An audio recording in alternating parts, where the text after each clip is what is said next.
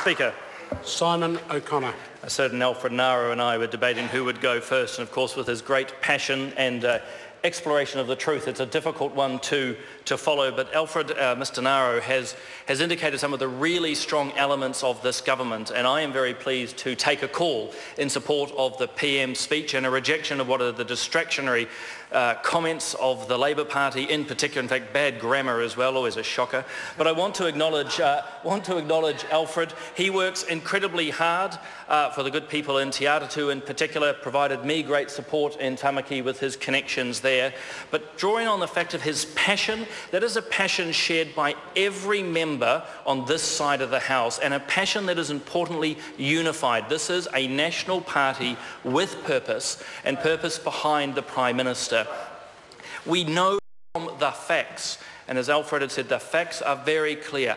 Unemployment is coming down.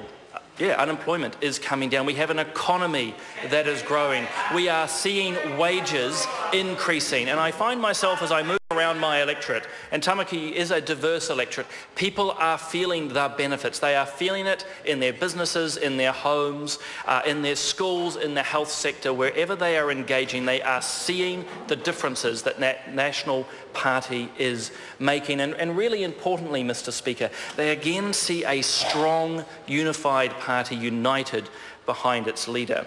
I want to draw attention to a couple of, I think, really excellent elements happening within my electorate which manifest this. Most recently there was an announcement for the government, this in the space of public transport around shared cycleways. And Tamaki's been very pleased to receive, in effect, immediately $2 million to help with a cycleway between Glen Innes and Tamaki Drive. This is something I've been very passionate about.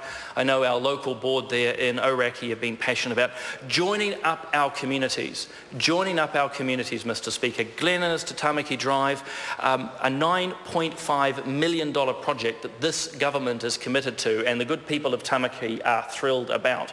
And it's symbolic too. I used that quite deliberately earlier. It's joining up our communities. That's a core work that we in our constituencies do, but we as a national party seek and push toward. We want to unite our communities, those doing well, those not so well, those who are in ill health, those who need better educational outcomes. We are working across the board, and we heard at the initial speech from Minister Tolley the great work that she's leading in social development, and I would be remiss now as chair of the Health Committee to not speak of what Jonathan Coleman is doing.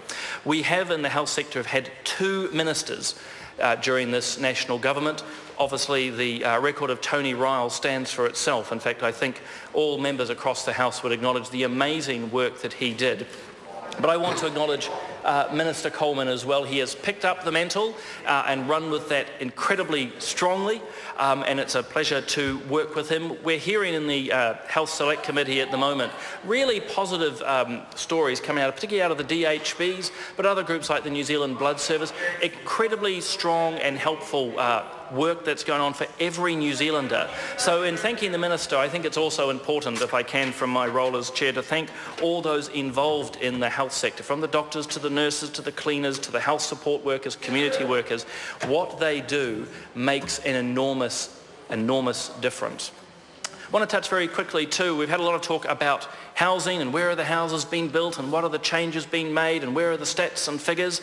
I just invite people, particularly from the opposition, to come to Tamaki, come to Glen Innes in particular actually, where the Tamaki Transformation Project is really gaining legs and houses are being built, lives are being changed.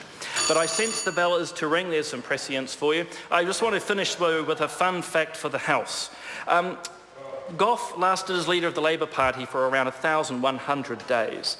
David Shearer lasted for around 640 days.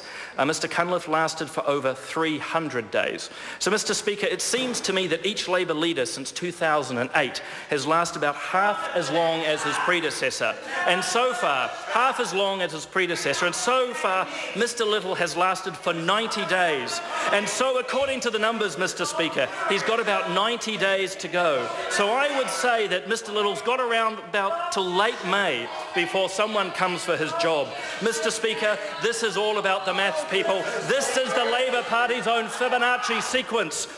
In fact, looking across, members here could have a chance of being in the leadership by December. Thank you, Mr Speaker. Mr Speaker. Order. Mika Whaitiri. Mr Speaker, tēnā koea. I ngā member o te